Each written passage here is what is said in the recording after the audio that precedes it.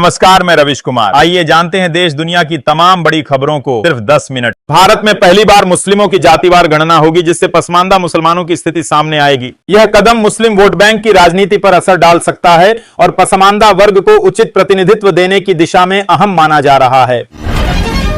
पहलगाम हमले के बाद गृह मंत्री अमित शाह ने कहा कि आतंकियों को चुन चुनकर मारा जाएगा और इंच इंच भूमि से आतंकवाद मिटाया जाएगा। भारत ने पाकिस्तान के खिलाफ कड़े कदम उठाए हैं, जिससे दोनों देशों के रिश्तों में तनाव है। जातिगत जनगणना पर सियासी घमासान तेज हो गया है। केंद्रीय मंत्रियों ने राहुल गांधी को सामाजिक न्याय का विरोधी बताते हुए कांग्रेस पर पिछड़े वर्गों की अनदेखी का आरोप लगाया। बीजेपी ने इसे मोदी सरकार की प्रतिबद्धता का परिणाम बताया। वेव्स समिट में रजनीकांत ने पीएम मोदी को बहादुर नेता बताया, जो चुनौतियों से नहीं घबराते।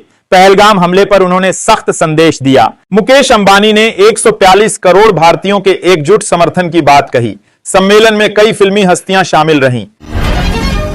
पहलगाम हमले के बाद भारत पाकिस्तान तनाव बढ़ा है। इसी बीच रक्षा मंत्री राजनाथ सिंह ने अमेरिकी रक्षा मंत्री से बात कर सुरक्षा हालात और पाकिस्तान की भूमिका पर चर्चा की। भारत ने वैश्विक समुदाय को भी स्थिति से अवगत कराने की कोशिश तेज की है। बिहार में ओवैसी की पार्टी एआईएमआईएम को चुनाव से पहले बड़ा झटका लगा है। दर्जनों नेताओं ने इस्तीफा दे दिया है। उनका आरोप है कि पार्टी पुराने कार्यकर्ताओं की अनदेखी कर बाहरी नेताओं, खासकर तौसीफ आलम को तरजीह दे रही है। ब्रह्मोस मिसाइल बेहद तेज और सटीक है। पाकिस्तान पर इसका इस्तेमाल हुआ तो तबाही तय है। दुश्मनों को बचाव का मौका नहीं मिलेगा, इसलिए यह मिसाइल भारत की सबसे खतरनाक रणनीतिक संपत्तियों में शामिल मानी जाती है। बीजेपी नेता दिलीप घोष पत्नी के साथ ममता बनर्जी से मंदिर में मिले। इस मुलाकात के बाद अटकलें तेज हैं कि वह पार्टी छोड़ सकते हैं। 2019 चुनाव से पहले उनका तृणमूल में जाना संभव माना जा रहा है।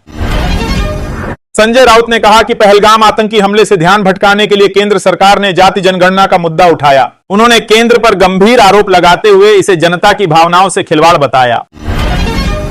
एनएसए अजीत डोभाल ने बताया कि वह 7 साल तक पाकिस्तान में मुस्लिम बनकर जासूसी करते रहे। एक छोटी सी गलती से भंडाफोड़ हो सकता था। उनकी जासूसी की कहानी का वीडियो वायरल हुआ है। सुप्रीम कोर्ट ने पूछा कि हाई कोर्ट या सुप्रीम कोर्ट के रिटायर्ड जज कब से जांच विशेषज्ञ हो गए। याचिका में पहलगाम हमले पर न्यायिक जांच और सुरक्षा के लिए एक्शन प्लान की मांग की गई थी। ओवैसी ने कहा कि अब सिर्फ घुसकर मारो नहीं, बल्कि कब्जा भी करो। उन्होंने सरकार से मांग की कि संसद के संकल्प के अनुसार अब जमीन पर पीओके को भारत में मिलाने की कार्यवाही शुरू की जाए। बीजेपी ने पहली बार जातिगत जनगणना का समर्थन किया है। यह फैसला बिहार समेत कई राज्यों में सामाजिक समीकरणों को देखते हुए लिया गया। इससे पार्टी की रणनीति में बड़ा बदलाव माना जा रहा है।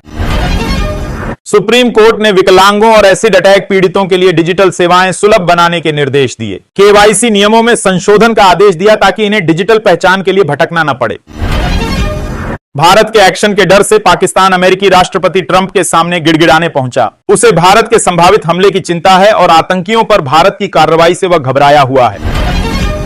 पहलगाम हमले के बाद गृह मंत्री अमित शाह ने सख्त बयान दिया कि आतंकियों को चुन चुनकर मारा जाएगा। उन्होंने कहा कि मोदी सरकार आतंकियों को बख्शने वाली नहीं, बल्कि अंतिम परिणाम तक कार्रवाई करेगी।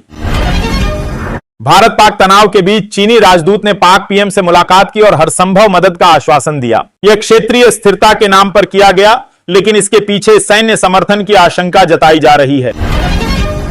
पहलगाम हमले में 26 लोगों की मौत के बाद भारत ने सख्त एक्शन लिया। पाकिस्तान परमाणु हमले की धमकी दे रहा है, लेकिन भारत की राफेल जैसी ताकत के सामने उसकी धमक खोखली लग रही है। पहलगाम आतंकी हमले के बाद करतारपुर साहिब आने वाले श्रद्धालुओं की संख्या घटकर आधी रह गई। आतंकियों ने धर्म पूछकर हमला किया था, जिससे श्रद्धालुओं में डर है और पाकिस्तान की नीयत पर सवाल उठे हैं। भारत के पास 2 एयरक्राफ्ट कैरियर और 13 डिस्ट्रॉयर हैं, जबकि पाकिस्तान के पास इनमें से कोई भी नहीं। भारत की नौसेना ताकत के सामने पाकिस्तानी नौसेना बेहद कमजोर नजर आती है। रक्षा मंत्रालय ने मीडिया से अपील की है कि भ्रामक खबरें न चलाएं। इससे दुश्मन को फायदा और हमारे सुरक्षा कर्मियों को नुकसान हो सकता है। सभी चैनलों से सरकार की गाइडलाइंस का पालन करने को कहा गया। पहलगाम हमले में मारे गए विनय नरवाल की पत्नी ने कहा कि दोषियों को सजा मिलनी चाहिए, लेकिन मुस्लिमों और कश्मीरियों को सामूहिक रूप से टारगेट करना गलत है। उन्होंने सामाजिक सौहार्द बनाए रखने की अपील की।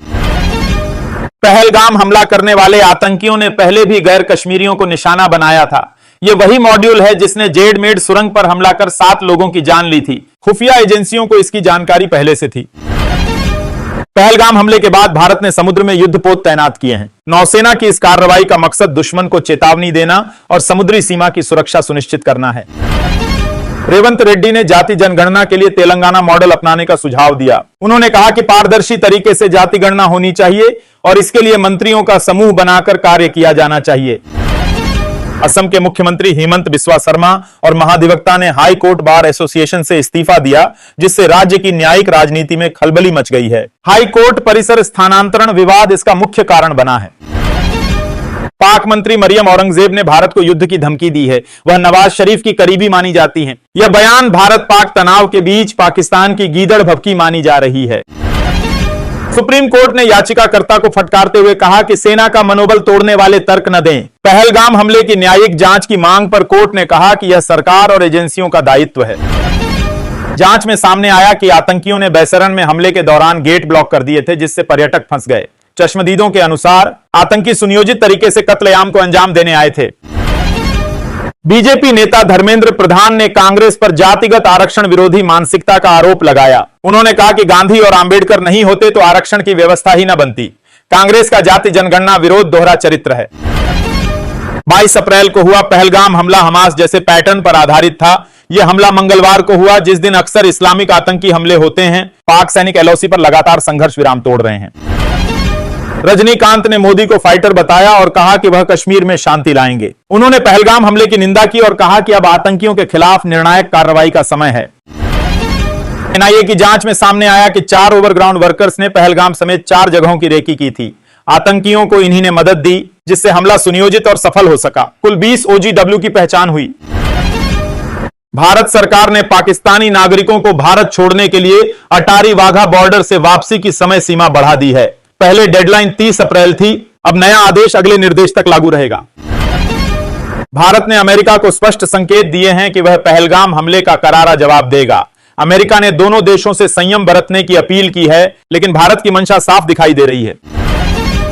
आरएसएस की बैठक में निर्णय लिया गया कि जातिगत जनगणना हो, लेकिन इसका राजनीतिक दुरुपयोग न हो। संघ ने इसे सामाजिक हितों के लिए जरूरी बताया और सरकार को इससे जुड़ी संवेदनशीलता का ध्यान रखने को कहा। कांग्रेस नेता जयराम रमेश ने कहा कि बीजेपी को पता ही नहीं है कि निशाना किस पर साधना है। वह पाकिस्तान और आतंकवाद से ज्यादा कांग्रेस को जिम्मेदार ठहराने में लगी है।